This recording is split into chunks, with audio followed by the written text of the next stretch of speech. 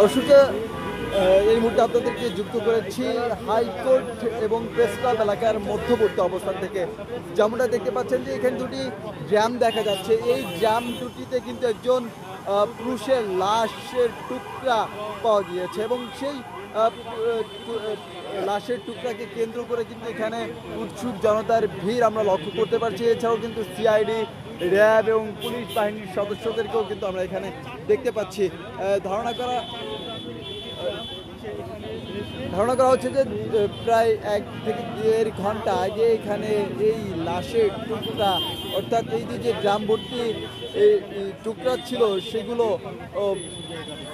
পায় একজন ব্যক্তি এবং তার পরবর্তীতেই কিন্তু এখানে আমরা দেখতে পাই যে একের পর এক গণমাধ্যম কর্মীরা এবং সাধারণ মানুষ যারা রয়েছে তারা আসতে থাকে এবং পরবর্তীতে আইন শৃঙ্খলা রক্ষাকারী বাহিনীর সদস্যরাও কিন্তু আসে। এখানে সাধারণ মানুষ থেকে শুরু করে ছিন্নমূল যারা রয়েছে তারা কিন্তু কৌতূহলবশত আসে। আমরা কথা বলার চেষ্টা করবো। ভাই, আপনি কি জানেন একটু আমাদেরকে জানান। জানলে তো আমি বলতামই।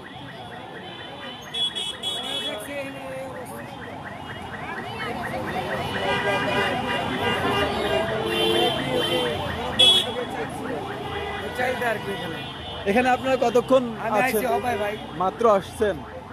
আমি শুনে আছি। কি শুনেছিলেন? মূলত শুনছি যে গ্রামের ভিতরে মরদেহ নাকি পাইছে। আমি শুনছি, পরে যে আসলাম, এসে লাশ বলে নিয়ে গেছে। আমি বাসায় ঘুমাইতেছিলাম, ওরা আমার ওয়াইফাই ছিল, ওরা এসে শুনছে এই কাহিনী। ওরা তো চিৎকার মারা হচ্ছে। ওরা আমি দৌড়াই, আমি দেখে যাই কি অবস্থা। দর্শক যেমনটা বলছিল যে মূলত তিনি জানতে পারেন এবং জানতে পারার পরেই কিন্তু তিনি আসেন। পাগলা ছিল, চুলটি বড় বড়। আচ্ছা, এখন ওর থানায় নিয়ে গেছে? জি। আচ্ছা, তো এখানে দেখছে, আর ও নিজে আনছে না? ও আনে নাই, ও ভ্যান গাড়ি দিয়ে আনা।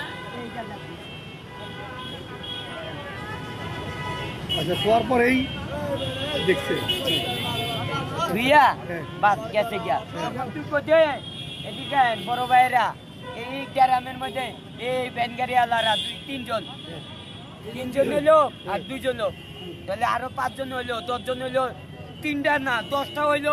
মারবনি? জি মারবনি, সেটাই বলতাছে। এই জায়গাতে তো বললি না।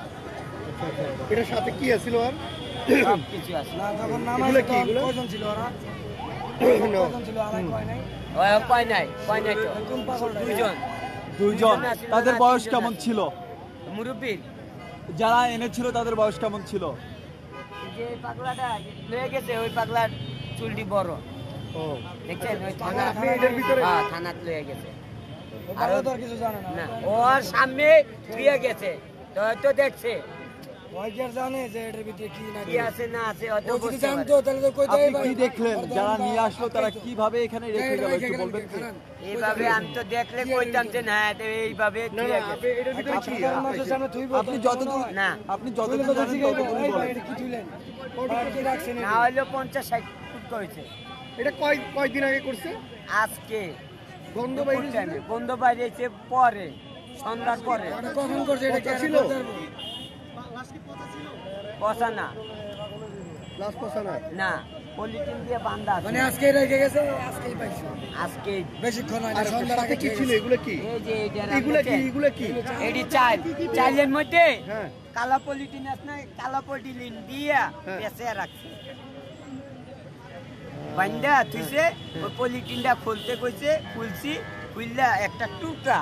তখন আমার মনে একটা সন্দেহ লাগছে, এটা তো মানুষের টুকরা হইতে পারে। আচ্ছা, তখনই বুঝতে পারে। মাথা কি অবস্থায় ছিল? মাথা অবস্থা ঠিকই আছে, আলাদা মাথা আলাদা। হ্যাঁ, এই খাঁচা কুচা কলজা সব ভাগ। গরু জবাই যেমন কোবাই না, টুকরা এইভাবে হাত পাও। একটা মানুষ যদি কিভাবে দর্শক, এই যে ব্যক্তিটি বিভিন্ন বিবরণ দিলেন, তিনি কিন্তু এই ঘটনার একজন প্রত্যক্ষদর্শী এবং তিনি কিন্তু যা যা দেখেছেন সেটি বলেছেন এবং তিনি আমাদেরকে যেমনটা জানালেন যে প্রায় 50 থেকে 60 টুকরা মানুষের একজন মানুষের দেহকে 60 টুকরা করে এই যে দুইটি ড্রাম, এই ড্রাম ভর্তি করে রাখে এবং তার কাছে সন্দেহ হলে এরপর তিনি এই ড্রাম দুটি খোলেন এবং খোলার পরে কিন্তু এই ড্রাম থেকে কিন্তু পুরুষ ব্যক্তি যে লাশের যে টুকরা, সেই টুকরা কিন্তু পরবর্তীতে বের করা হয় এবং এই মুহূর্তে কিন্তু লাশের টুকরা সহ নিয়ে যাওয়া হয়েছে এবং যারা নিয়ে এসেছিলেন দুজন ব্যক্তি, তাদের মধ্যে একজনকে কিন্তু ইতিমধ্যে থানায় নিয়ে যাওয়া হয়েছে।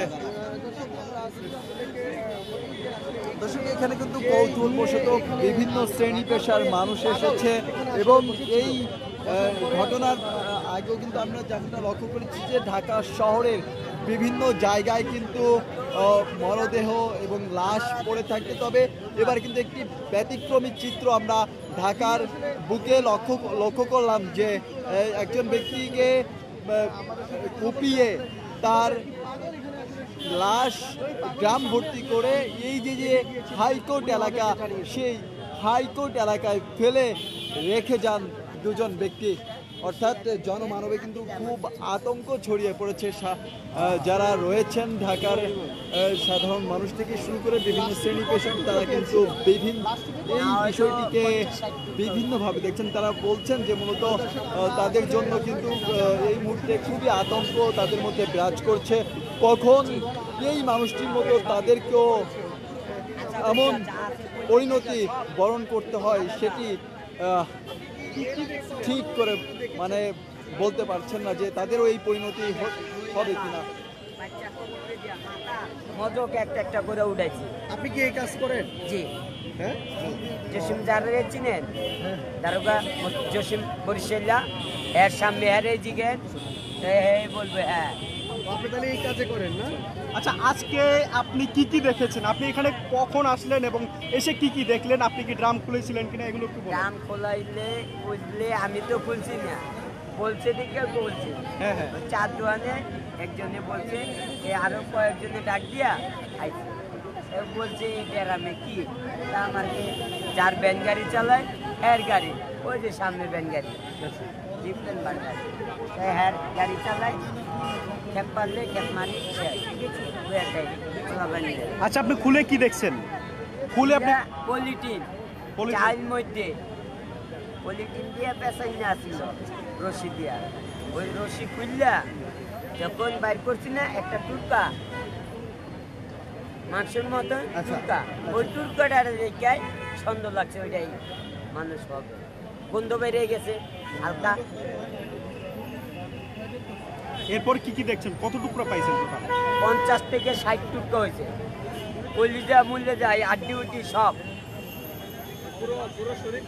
পুরা গরুকে মেকোবা। তাহলে আমার আত্মীয় বলছি। আপনি তাহলে এই প্রথম এটাই দেখলেন? আচ্ছা, আপনার নামটা একটু আবার বলেন। আমার নাম মোহাম্মদ শাহাদাত হোসেন, বাবার নাম আব্দুল মোতালেব ব্যাপারী, মার নাম চকুর